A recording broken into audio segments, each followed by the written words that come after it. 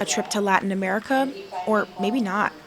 Speculation is stirring that Taiwan President Lai Ching-te has delayed an August visit to Latin American allies after Washington blocked his stopovers in the U.S., with some media reports suggesting the U.S. is trying to avoid irritating China amid high-stakes tariff talks. But when asked, U.S. Treasury Secretary Scott Bessent denied this. We are very careful to keep trade and national security separate. So the Taiwanese president's movements had nothing to do with our talks. The U.S. State Department also responded, stressing that the U.S. had not changed its policy on stopovers by high-level Taiwanese officials. Taiwan has not announced any travel plans for President Lai. So that is generally a hypothetical now. I know it's been in the news. There's been a lot of questions and a lot of suppositions here that have happened, but I can say that it is a hypothetical at this point. There have been no plans. Travel plans for the president. There's been, as a result, nothing canceled.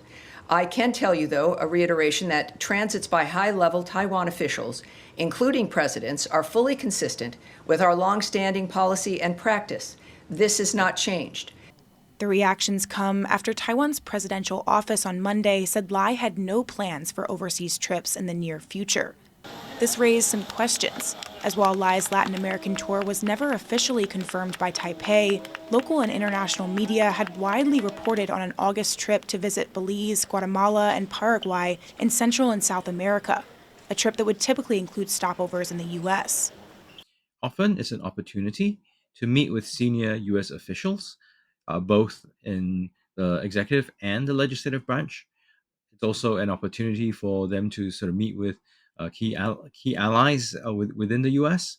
And thirdly, it's a big media event. So a Taiwan president going through the United States on transit is able to get a lot of media publicity, is able to showcase what they are doing.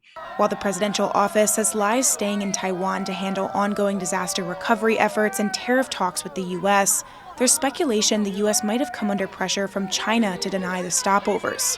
In a post on Facebook, former U.S. House Speaker Nancy Pelosi said Washington's reported move to block the stopovers sends a dangerous signal and has some analysts worried about a change in U.S. policy towards Taiwan. And there are signs other high-level exchanges have been affected as well.